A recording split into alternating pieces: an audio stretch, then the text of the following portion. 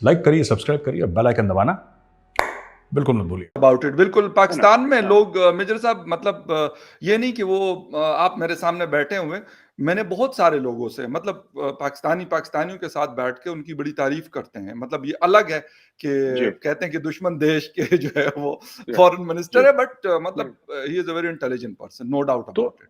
तो मुझे ऐसा लगता है कि ये अच्छा ही हुआ एक सेंस में कि उनकी बातचीत नहीं हुई, क्योंकि देखिए, बातचीत फिर वो हिना रवानी खान साहिबा होती तो कुछ बात कर भी लेती। अच्छा, संभाल वो लेती चीजों को। हाँ, अगर अगर देखिए, जयशंकर साहब को इस चीज़ में हराना तो बहुत ही मुश्किल है, बिकॉज़ दुनिया मानती है उनका लोहा, लेकिन हिना रवानी खान साहिबा कुछ सँभाल लेती। बिलावल अभी बहुत छोटे हैं। उनका देखो, मैं आपको देखिए, मैं I don't mean any disrespect, he is the no no, ये बिल्कुल है सही ना, है। ये आपके, बट बिलावल साहब ने कभी लाइफ़ में कुछ नौकरी नहीं करी एक भी दिन। उन्होंने काम नहीं करा कभी, बिलावल साहब ने ना, he has yes, never worked. या बिल्कुल वो कभी दफ्तर नहीं गए, उनको पता नहीं कि काम कैसे होता है, फाइलें कैसे चलती हैं, पॉलिसीज़ कैसे बनती हैं, बिल्कुल क्योंकि उन्होंने उन्होंने करा नहीं। उनके वालिद साहब, उनकी वालिदा, ये बड़े लोग थे, उनके जो नाना थे वो बहुत बड़ा बिल्कुल नाम थे। बिल्कुल। तो उनके चलते वो यहाँ तक पहुँच गए, और पाकिस्तान के, और मुझे लगता है, ये मेरा खुद एक ज़ाती राय है, कि इस वक़्त जब पाकिस्तान एक थोड़े से बुरे वक़्त से गुज़र रहा है, एक एक बड़े, जिसको कहते हैं कि बड़े एक नाजुक दौर से गुजर क्रिटिकल, रहा है, बिल्कुल क्रिटिकल बिल्कुल सिचुएशन। क्रिटिकल सिचुएशन से गुजर रहा है, नाजुक दौर से। मुझे लगता है इस वक्त आपको एक बहुत ही स्ट्रांग और बहुत ही मजा हुआ फाइनेंस मिनिस्टर चाहिए, माफ कीजिएगा, एक फॉरेन फॉरेन मिनिस्टर मिनिस्टर। चाहिए था जो कि नेविगेट करे, क्योंकि ये ऐसा है कि इस डिप्लोमेसी में ना, हर कोने में या तो लकड़बग्गा बैठा है या मगरमच्छ बैठा है, सही। और सब सब टाई लगा के बैठे हैं अंग्रेजी बोलने वाले लकड़बग्गे और मगरमच्छ, ये खा जाएंगे बिलावल को। ही इज अ वेरी यंग, वो अच्छे इंसान हैं, दिल के बिल्कुल। साफ हैं, लेकिन डिप्लोमेसी खेल जो है, ये बड़ा पेचीदा गेम है ये। और हम्म। ऐसी बात नहीं है कि पाकिस्तान में बड़े शानदार डिप्लोमेट्स हैं। बिल्कुल सही। अब पता नहीं पॉलिटिक्स की वजह से सामने नहीं है, क्या वजूहत है मुझे नहीं पता, लेकिन fact of the matter is कि पाकिस्तान में है जबरदस्त टैलेंट है डिप्लोमेसी का। वो लोग हम्म। आगे क्यों नहीं आते मुझे नहीं पता, क्यों नहीं आते, लेकिन ये है। अच्छा मेजर साहब, टाइम हमारे पास कम है, लेकिन एक चीज आपसे ये पूछनी थी कि एक तो ये है कि मतलब बिलावल साहब first time as a foreign minister आए हैं, वैसे कोई और मिनिस्ट्री भी उन्होंने कभी पहले इससे नहीं संभाली, हालांकि पार्लियामेंट के दूसरी तबका गालिबन मेंबर बन रहे हैं वो। लेकिन क्या सीख सकते हैं इन चीजों से, या जो आप कहते हैं कि बड़ा एक शातिरों का गेम है, बड़ा एक जिसे कहते हैं कि एक तेज दिमाग, हालांकि ऑक्सफोर्ड यूनिवर्सिटी के ग्रेजुएट हैं सारी, लेकिन एक्सपीरियंस वो नहीं है जो जयशंकर साहब के साथ हैं या उनके पास मौजूद है। क्या करना पड़ेगा पाकिस्तान को, कौन से ऐसे स्टेप्स लेने पड़ेंगे कि हाँ बात भी हो, अपनी बात भी बताए, अपनी बात भी मनवाए, और यकीनन दूसरे की भी सुननी पड़ती है, डिप्लोमेसी वन साइडेड नहीं होती। देखिए, आपने बोला कि ऑक्सफोर्ड ग्रेजुएट हैं, ऑक्सफोर्ड ग्रेजुएट तो इमरान खान साहब भी हैं। बिल्कुल। तो ऑक्सफोर्ड ग्रेजुएट होना कोई गारंटी नहीं है कि मतलब मुझे कोई वैसे मुझे वैसे मेरा जो एतबार है, यकीन करे, वो ऑक्सफोर्ड यूनिवर्सिटी से मेजर साहब उठा हुआ है, मैं आपको सच्चे दिल से बता रहा हूँ जब मैं इमरान खान साहब को देखता हूँ। जी, तो अब ऐसा है कि मुझे ऐसा लगता है कि थोड़ा-सा पाकिस्तान को ना कुछ जो हकायक हैं इस दुनिया के, वो समझने पड़ेंगे कि दुनिया चलती कैसे है। अभी भी एक मुझे लगता है कि even in terms of foreign policy एक एक रोमांस है पाकिस्तान के दिमाग में, दुनिया को लेके, खुद को लेके एक रोमांस है। अ, और माफ़ कीजिएगा, मैं ऐसे तल्ख़ लफ़्ज़ इस्तेमाल नहीं करना चाहता, लेकिन थोड़ी-सी अपने बारे में गलतफ़हमी भी है पाकिस्तान को। थोड़ी अब सी मैं नहीं, वैसे बताता मेरे साथ बहुत ज्यादा लगती है, थोड़ी सी नहीं है, बहुत है। जी, जी। तो जैसे कि मैं आपको बताता हूँ कि जैसे अक्सर ये बात कहते हैं कि कोई हमें डूबने नहीं देगा क्योंकि हमारे पास न्यूक्लियर वेपन्स हैं, कोई ना कोई तो हमें पैसा दे ही देगा, ये आपने सुना होगा। बहुत ये ज्यादा। हाँ, देखिए, बात ये है कि लोगों ने रशिया को तोड़ दिया। हाँ। रशिया अमेरिका की टक्कर का सुपर पावर था, फ़खर साहब। बिल्कुल। बेशक। अमरीका ने इतना प्रेशर डाला, धीरे-धीरे करके अमरीका ने रशिया के टुकड़े कर दिए। जो लोग कहते हैं कि अफ़गान मुजाहिदीन ने रशिया को हराया, अफ़गान मुजाहिदीन ने रशिया को नहीं हराया, अमेरिकन अमेरिका पैसे ने। ने हटाया। बिल्कुल।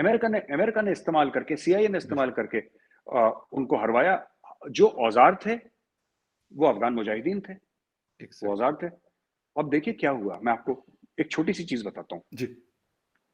एक ये बड़ी गलतफ़हमी है कि अमेरिका 20 साल था अफगानिस्तान में, और अमेरिका को मतलब जो अफगान तालिबान थे उन्होंने हटा दिया वहां से, और वो जहनी आज़ादी की बात करी, और इसकी आज़ादी वो खान साहब ने अपनी स्पीच दे दी 16 अगस्त को गालिबन उन्होंने स्पीच दे दी। बिल्कुल। देखिए बात यह है कि दोहा में, जो कि कतर में है शहर कैपिटल, वहां पे तालिबान और अमेरिका ने एक साइन करा मुआहिदा। बिल्कुल। और आप ये देखिए अमेरिका कितना स्मार्ट है, कितना शातिर है अमेरिका। पहले तालिबान का दफ्तर कहां पे हुआ करता था? इस्लामाबाद में। बिल्कुल। क्योंकि लॉजिकली इस्लामाबाद में होना चाहिए, बिल्कुल। क्योंकि इस्लामाबाद बगल में है, बिल्कुल करीब है। करीब है, नेबरिंग है।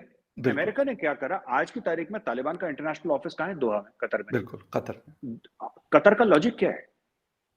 हम्म, अमेरिका ने तालिबान को बिल्कुल पाकिस्तान के इन्फ्लुएंस से हटा दिया एकदम। इसीलिए आप देखिए टेढ़ी बातें करता है तालिबान। बहुत ज्यादा। आप एक दूसरी बात पूछता हूं, जी जब जी। तालिबान बिल्कुल 15 अगस्त को चढ़ गया था काबुल के ऊपर, तो एग्जैक्टली। मैं आपसे फकर साहब आपसे एक सवाल पूछना चाहता हूं आपकी शो पे, कितने अमेरिकन फौजी मारे गए? एक भी नहीं। एक। क्यों नहीं मारे गए? खान साहब तो ये कहते हैं सबके सामने कि जंग हो गई थी, जंग हो गई थी, और उन्होंने मार दिया, फेंटियां लगा दी अमेरिकन को, और अमेरिकन को हरा दिया उन्होंने और जलील कर दिया। एक अमेरिकन मारा नहीं। ये कैसी जंग है जिसमें एक बंदा नहीं मरा? सुकून से वो चले गए थे, निकल गए थे बड़े आराम से, उनको सारा कुछ सपोर्ट दिया उनको निकलने में। सर बात सिर्फ ये है फकर साहब कि अमेरिका की नजर चली गई एशिया पैसिफिक पे। उसने बोला कि हमारा काम अलग है। वो तो यूक्रेन का मामला बीच में आ गया, वरना वो तो पड़े थे चाइना के साथ। एग्जैक्टली। उनका तो मामला ही कुछ और था। तो यहाँ पे बिल्कुल तीसरी जो बहुत बड़ी गलतफहमी है जी। कि कि किसी मैटर में डीप स्टडी नहीं है। मैं आपको बताता हूं, जैसे कि फॉर Okay. एग्जांपल कह देना कि आयूब खान साहब के टाइम पे इकोनॉमी बड़ी अच्छी थी, या ये कह देना कि परवेज मुशर्रफ साहब के टाइम पे इकोनॉमी बड़ी अच्छी थी, या जियाउल हक साहब के टाइम पे इकोनॉमी बड़ी हाँ। अच्छी थी। वो थी, उसमें कोई शक नहीं है। पर क्यों थी, इनसे पूछिए, ये कभी नहीं बताएंगे क्यों थी। हम्म, क्योंकि जब आप सिएटो सेंटो के पार्ट थे, हाँ जब आप पहला अफगान जिहाद और दूसरा अफगान जिहाद लड़ रहे थे, जी। तो अमेरिका से डॉलर आ रहे थे। बिल्कुल। अब देखिए मैं आपको बोलता हूं, जी। पाकिस्तान में आप देखिए डॉलर का जो ग्राफ है, जो अभी हम कहते हैं कि करीब 230 पे 235 पे पहुंच गया, जितने भी पहुंचा 250 रुपए, 250। चलिए 250 पहुंच गया। अब एक बात बताइए फकर साहब, मैं आपसे पूछता हूं, आप कभी नोट करिएगा 15 अगस्त पिछले साल 15 अगस्त के बाद, ठीक है, रुपए जो था पाकिस्तानी रुपए वो अंडर स्ट्रेस था, और ये कोई नई बात नहीं है, बिल्कुल। वो अंडर स्ट्रेस था। लेकिन वो जो डाउनफॉल इसका आया है, वो 15 अगस्त के बाद आना शुरू हो गया था जब अमेरिका गया था यस वहां पे। एग्जैक्टली। क्योंकि द फ्लाइट ऑफ डॉलर्स आज, और आप आज ये अगर कहते हैं कि 250 रुपए का पाकिस्तानी रुपए का $1 है, इसका मतलब ये नहीं कि फकर यूसुफ साहब अपनी जेब में 250 रुपए लेकर जाएंगे, बोलेंगे भाईजान $1 दीजिए तो आपको मिल जाएगा। आपको नहीं मिलेगा डॉलर, नहीं आपको मिलता। हाँ, परेशानी ये नहीं है कि 250 रुपए का डॉलर है, परेशानी है कि 250 रुपए के देने बाद भी आपको डॉलर नहीं मिलेगा। नहीं मिल रहा हो सकता है आपको ब्लैक में खरीदना पड़े, हो सकता है 270 280 देना पड़े, है। मुझे नहीं बिल्कुल। पता। मैं तो ये मामला है। तो ये सब चीजें हैं। मुझे लगता है कि डिप्लोमेटिकली थोड़ा सा पाकिस्तान को रियल टाइम में सोचना पड़ेगा, रियल पॉलिटिक्स के बारे में सोचना पड़ेगा, ये समझना पड़ेगा कि दुनिया कैसी चलती है। फकर साहब, I don't want to sound philosophical, कोई फलसफे वाली बात नहीं करना चाहता, लेकिन ये बड़ी बड़ी जालिम दुनिया है। हाँ और इसके बारे में किसी को, ना मुझे ना आपको, किसी को भी इसके बारे में कोई भी एक रुपए की गलतफहमी ना हो कि ये हमारा दोस्त है, ये हमारा भाई है, ये हमारा मुस्लिम बिरादर मुल्क है, ये चीन हमारा भाई है, शहद से मिट्टी। कोई भाई किसी का नहीं है। कल भगवान ना करे अगर पाकिस्तान किसी परेशानी में फंसता है, मैं कह रहा हूं पाकिस्तान को अपनी जंग अकेले लड़नी है, इंडिया फंसता है, इंडिया को अपनी जंग अकेले लड़नी है, कोई मुसलमान बिरादर मुल्क नहीं आएगा, कोई किसी की परेशानी में खड़ा नहीं होता। ये हमें तारीख सिखाती है। आपको बिल्कुल खुद ठीक खड़ा है। होना Thank you for watching. Please don't forget to like, share and subscribe.